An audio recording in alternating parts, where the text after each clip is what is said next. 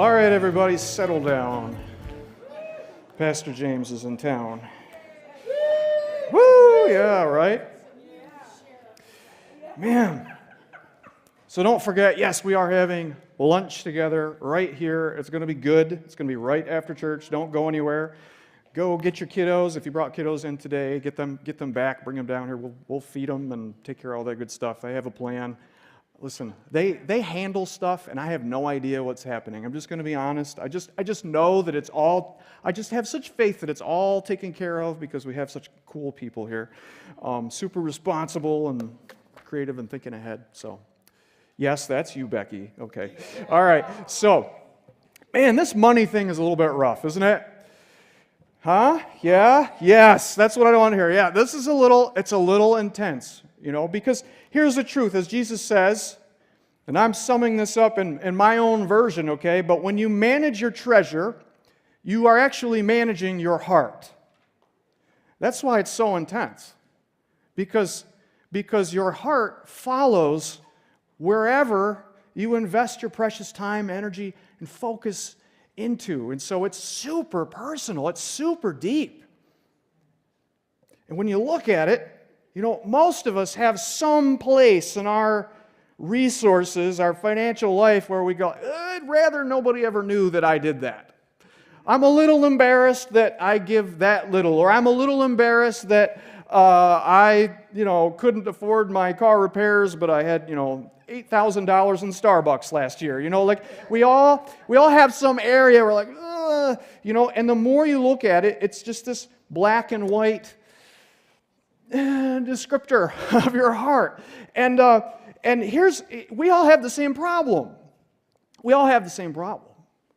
And I hope to give you a little ray of light, a ray of sunshine today, because I'm not here to beat people up. I hope that you know that, okay? We all have the same problem. We all have this natural, built-in appetite for more. And it's truly an appetite. It never really goes away. It holds off for short periods of time after you satisfy it, but then it's always back. Always. It's like you go out to eat for your birthday, you go to your favorite place or someplace you've never been to before, and you have the greatest meal of your life, the meal of the year, right? And you're like, after you're sitting there and you got the meat sweats, and you're like lounging in public because you got unbuckled, like, wow, I will never need to eat another meal as long as I live. Like, this is the last time I'll ever need, but it's not true, is it? It's not true. Like, it's true for like an hour and a half or until the dessert list comes back out. But, the next day, and here's the thing, after that, you're not just satisfied with thinking, oh, I think I'd like to go back there next year for my birthday. Like, a whole year? Why would I wait that long? Why shouldn't I be coming back here next week, bringing all my friends, and where else haven't I eaten out lately? What other hidden gems are there in the city that I need to experience, right? The thirst for more, it never is satisfied with just maintaining. It always wants to expand, right? More experiences, more pleasure, more things, more stuff. And if you're an adult, which many of you are, not all, I get it. Joe, I'm talking to you.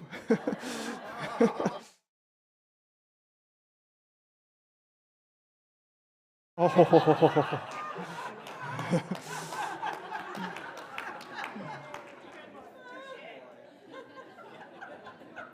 Rock on, brother, full send. All right. If you're in charge of your own finances, like Joe, you probably have realized at some point that your hunger, your appetite for more, can actually lead you to less. Have you put that together yet? Actually, yes. As we've talked about things like debt and talking about direction, and you realize if that thirst for more is actually just the driver of your car, it doesn't take long for the car to go off the road. You're like thinking, I want to go further, I want to go faster, I want to go more, but if you just let the engine drive it, you're going to end up in the ditch. And that can look like less. You may have less options as a result, fewer options as a result of your thirst and hunger for more. You get into predicaments, you take out debt, and then you're locked in. You have fewer and fewer choices the more you pursue. You may end up with less than enough. Anybody ever have a car repossessed or known somebody who had their stuff taken back, and then you have less than you ever had before? That's a real pain, right? Your thirst for more can put you in a position to be less focused on God instead of more, which is actually our greatest issue. The drive for more takes focus, right? To get more, you have to do more. You have to focus more. You have to spend more. You have to give more energy. And just naturally, there's less available for the Lord. Apostle Paul summed it up this way. He says, those who want to get rich fall into temptation and a trap. He calls it a trap.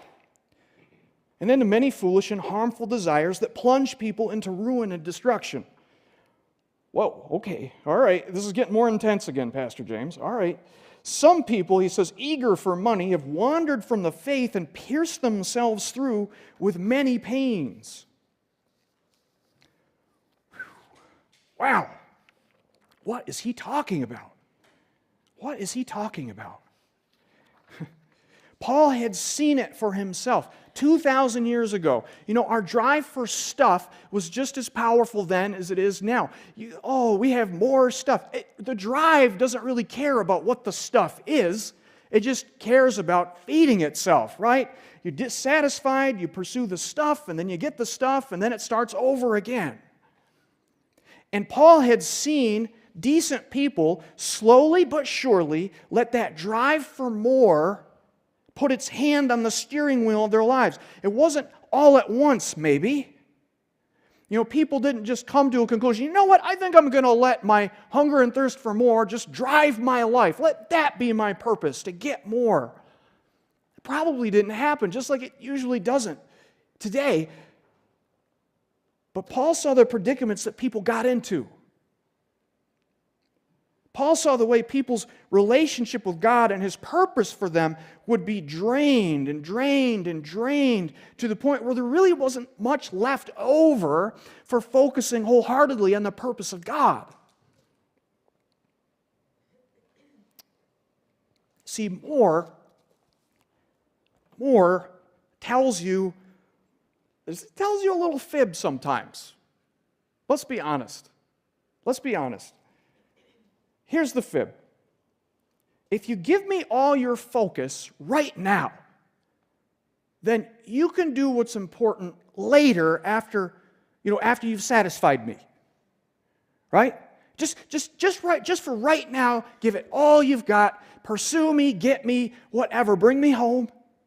And then later on, you're going to be satisfied, so you can go back to paying full attention to whatever it is God has for you. You may have a family, you may have a ministry, you may have just giving or generosity to do, you may have some sort of mark to make in the world. You can focus fully on that, but after you've satisfied this one little thing that you've got your eye on. And it's a lie. It's a lie. Why? Because there's always another thing. Isn't there? There's always another thing. There's always a bigger car, a better car, a newer house. There's always a nicer tablecloth. There's always a thing, right? There's always nicer food, nicer candy, nicer, the possibilities are endless. But it says after we reach this next level, then you will be satisfied. Liar! It's not true. It's not true. Then you'll be able to give your family your full attention. Then you'll be able to get serious about developing your gifts and learning the work. Then you'll go back to being responsible again. You'll have something to be generous with. It's going to be great. But for right now, and listen, we're all conscious of that, actually. I think deep down, pretty much everybody is aware of that drive and how it affects them. So what most people's reaction to that is, first, feel like dirt. Feel like dirt. go home, sit in a room, turn the lights off, play some sad music. But that's not the goal. That's not the goal. Another reaction we have is, I got to figure out how to just shut that drive down. I got to figure out how to not feel that way anymore and get that high anymore. I just got to shut that thing off, right? I'm going to be honest with you. That's never going to happen. You're never going to not like shiny things. You're never going to be driven to not be driven to get more. It's just not in the cards. It's a natural part of the human existence to like more. And sometimes you actually need more. So it's good that drive is there. I'm glad that you guys realize every day you need to eat. You better get up and do something about it. Right? So we're not going to just get rid of that urge. Before I go on, could I just remind you that God is gracious? Yeah, I feel, this is like a funeral dirge. Like, we're going to feel bad again. No, I'm telling you, remember why God brings us truth. Remember why God enlightens us. Remember who He is. It's not so you can go sit in a room and shut the lights off and play sad music and feel dirty about how awful you are and just sit there in it. Bad dog, rub your nose in it. Like, that's not God. He brings light to things because why? Because you have a future ahead of you. And it gets better. You have more peace in the future. That's the plan, right? He reveals things to us because you have a future and it's better. There is more peace ahead of it.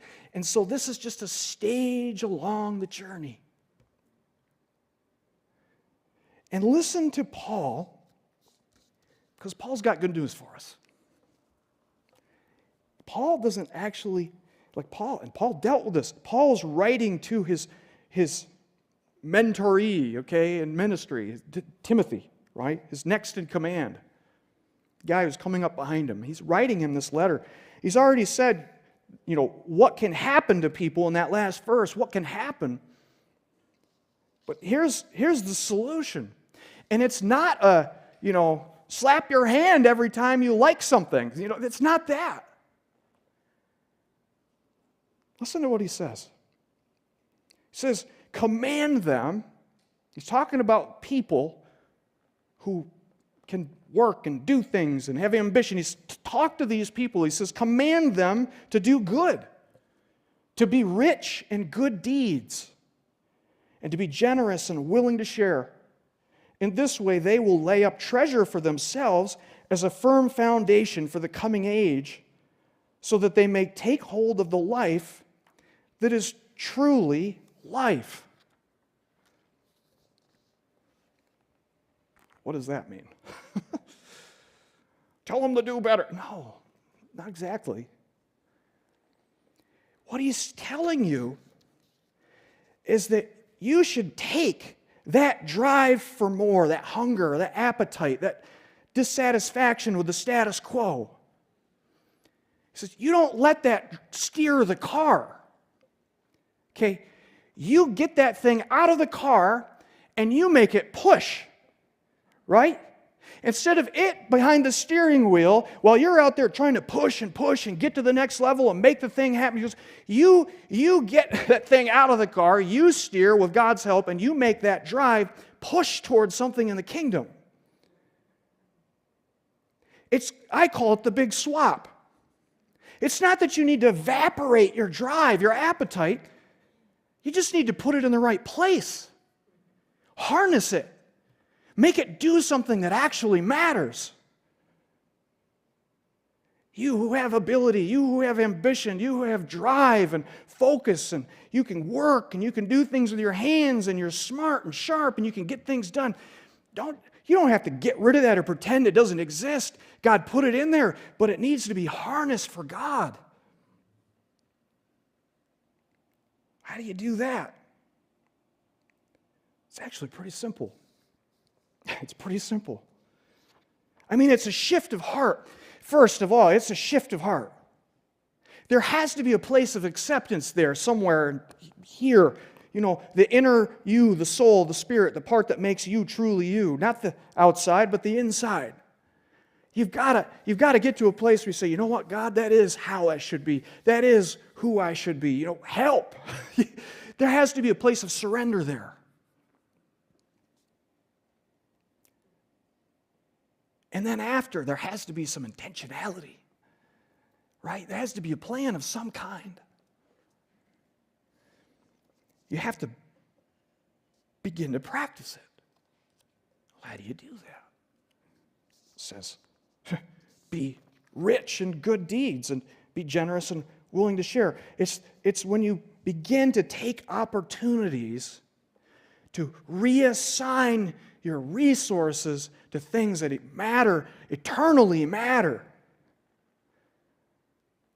You begin to feel some of the benefit, the fruit in the heart. You begin to have some peace. You start to take hold of the life that is truly life, he says. I'll share this story just as sort of an example. I told you a few weeks back, my wife and I, well, actually, my wife didn't go with me. I went to Haiti by myself with a team. I didn't just go in by myself. I probably wasn't prepared for that, but I went and came back with a crew, and I was really inspired to look at my financial life differently after that trip. What more could I be doing? Is there something more? I had this conviction and turmoil inside. I can't just go back and just live like normal life and just have the most pleasurable existence that I can come up with my pay, right? So I came back from that, and I was in all these conversations with my wife, and my wife is this amazing archive of good things to remember. And you're supposed to laugh there, because, no, don't laugh. It's actually true. It's actually true, because she listens to all these podcasts, and she reads all these books, and she's just like this treasure trove of interesting little things that might help if you had a question. And so we were talking about this, and she goes, I knew of this guy. There was this group. They went to Africa, and they did these wells, right? And here's the thing. In these parts of Africa, not all of Africa, but parts, water is really hard to get your hands on. And even the water that you can get your hands on is really not good water. Like the untreated river water of the Black River would be an upgrade, right? It's you got water with clay and mud in it and nasty things, and it might not even remotely be safe. And so what happens is in these more remote parts where it's hard, what happens is the kids are the water getters. Can't you imagine? Like if you had to get water every day and it was like 3 or 4 or 5 or 10 miles from where you are, who's going? The kids, they got all this energy, right? So you send them out there. So the kids are spending all the time going back and forth to get water, which means they don't go to school because there's no time for it. And so, it's a major hang-up, right? These kids can't ever get an education, and so it holds them back from going further. And so this Christian group, goes to this place and looks for villages where they have an opportunity to put together this water collection system that they came up with. It's basically like a giant cistern, and they put up rain gutters and things, and it just collects all the rainwater and stores it in this huge tank, and then they have this weird little filter thing. I think it's like solar powered or something, and so it filters it. And so all the kids from the village, instead of walking 10 miles to get water, line up in a line, and they draw off water, and they fill their little jugs, and they go to their house, and then they go to school. Cool. And it costs back then it was like $2,500 for this thing. And so my wife is a teacher here, and she's like, we should do something at the school. I like to see the kids get involved and see this at the ground level. And I was like, come in, I got to be on for chapel. So we put this thing together. I'm telling you what, this was like 10 years ago. Pastor James had not evolved to the level of masterful complexity that he currently is today. When we did a fundraiser, this is what I did, and my wife helped. We put up a bulletin board at the front of the room with all the kids in the seats here. Filled the room right up with kids.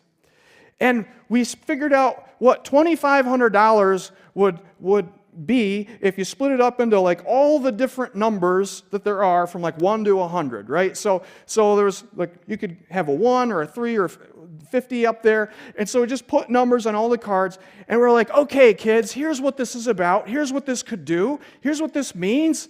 And I'd like you to come up and grab a card and take it back with you and take it home and raise that amount of money.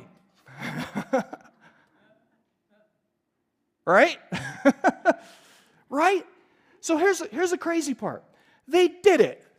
They actually, every kid, no kid sat there and just, every single kid got up, sometimes in 2s or 3s in high school because it's awkward. You don't want to go by yourself, right? You got to go and click or whatever. But they all came up and all the thingies disappeared. And a couple of weeks later, all the thingies came back. And we're like, okay, what have we done here? And they brought, each classroom teacher brought in their envelope, here's this kid's. There wasn't a single piece of paper that didn't come back. And when we got done, we did the math, the kids didn't just, well, I got to tell you what I said to them before I tell you what happened. I said, now listen, I know you guys raised money before. You go out, this is what you do, right? You knock on your neighbor's door, you knock on your grandma's door, you knock on doors of people you know, and yeah, I'm trying to raise money for this, and I'm a kid and I'm cute, and give me some money because it'll make me happy, right? I'll smile and so the cuteness. But I said to him, now you can ask other people to help, you can ask your parents, but here's what I want you to do. I want you to give something. You. It should cost you something. You won't find out what happens unless you personally contribute to this. And how much is up to you. Which number you pick is up to you. And so the kids all come back. And they're like, okay, did we make enough to raise our well? Those stinking kids raised enough money to not quite do 2 wells. 2. Yeah.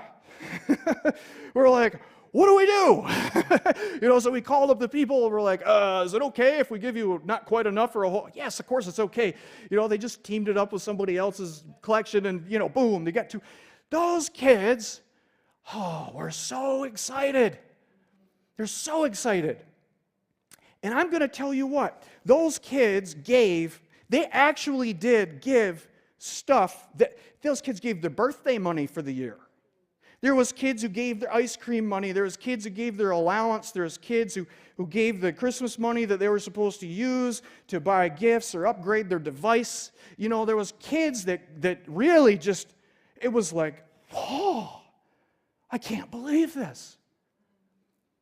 I had to go, I don't cry in front of kids, okay? But I had to go behind a curtain somewhere and just be like, okay, get it together. Come back out. And here's the thing. There wasn't a single kid that I heard of later that day was remorseful about it. Later that week, we had our ears out. Teachers, everybody would be like, oh, I shouldn't have given my $50 for the thing. I shouldn't have, I'm not going to be able to go to water safari now. There wasn't a single incident that I know of. Because they learn what it feels like to be rich in good deeds. They learned what that felt like. To replace being rich toward yourself with being rich toward the people that God loves.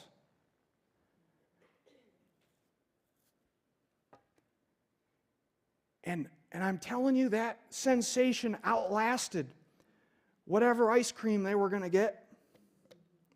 All the devices that were going to be upgraded are currently in the landfill, I promise.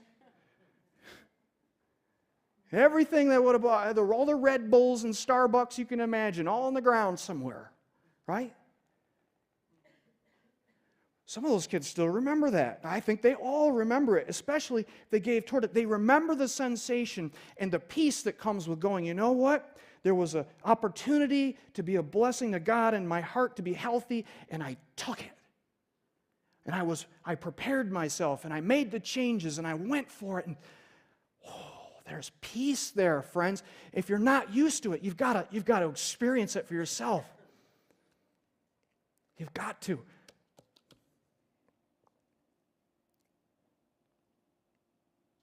If you're wondering what it's like to actually get intentional with all of your stuff, all of your treasure, that's what the payoff is like. It's actual peace.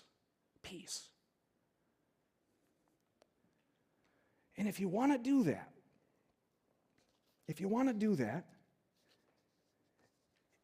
well, you can use our sheets. You can use whatever plan you want to make. You can do all kinds of things. You can get an app. You can do both. So much you can do. But what it's really about is taking everything that you are capable of, everything that you bring in, everything that you have available. If you inherited something or somebody gave you something or whatever, you look at everything that's been put in your care and you say, how does it help me do more? Good. How? You better earn your keep, dollars. You better do something that lasts. You better do something that means something. You know, I want 100% of my life to go towards something that means something, that's never going to go away someplace. That's how Paul described it. That's what it's like to grab a hold of a life that is truly life with your riches. You put it all as best you can with God's help towards something that means something. How does it help me do more? How does it do more for my spiritual heart health? How does it do more for my friends' spiritual well-being? How does it do more for my kids' spiritual future? How does it do more for that guy I heard about who's going through the thing? You know, how will it do more for that dude in 2024 who I don't even know his name yet, but he's going to come down with a thing, and there's going to be a big public thing, and it's going to be and he's going to struggle and suffer, and he's really going to need somebody to come in and remind him that God is paying attention. You know, how does what I do with my life do more?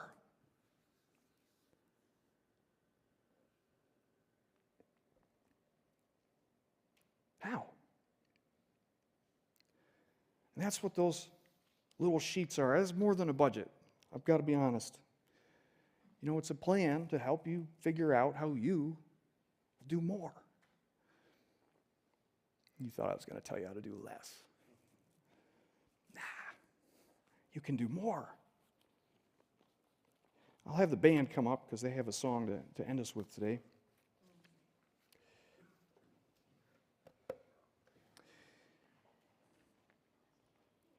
I encourage you to take a look. Maybe you haven't started the thing. If you're in an access group, you're only a few weeks into this thing. Look. And just, instead of going, well, I have this much, and I can do this, and I can do this, and I can do this, begin to ask yourself, you know, how does this do more? Line by line. This might take you a while. You got to eat. Well, you know what? That does help you do more, right? How does it help? How does it serve? Just begin to ask and make your money earn its keep. That's it. You create a plan. And I can't make you follow the plan. You can't make you follow the plan, but you go to God for help. One of the most important things that you can ask God for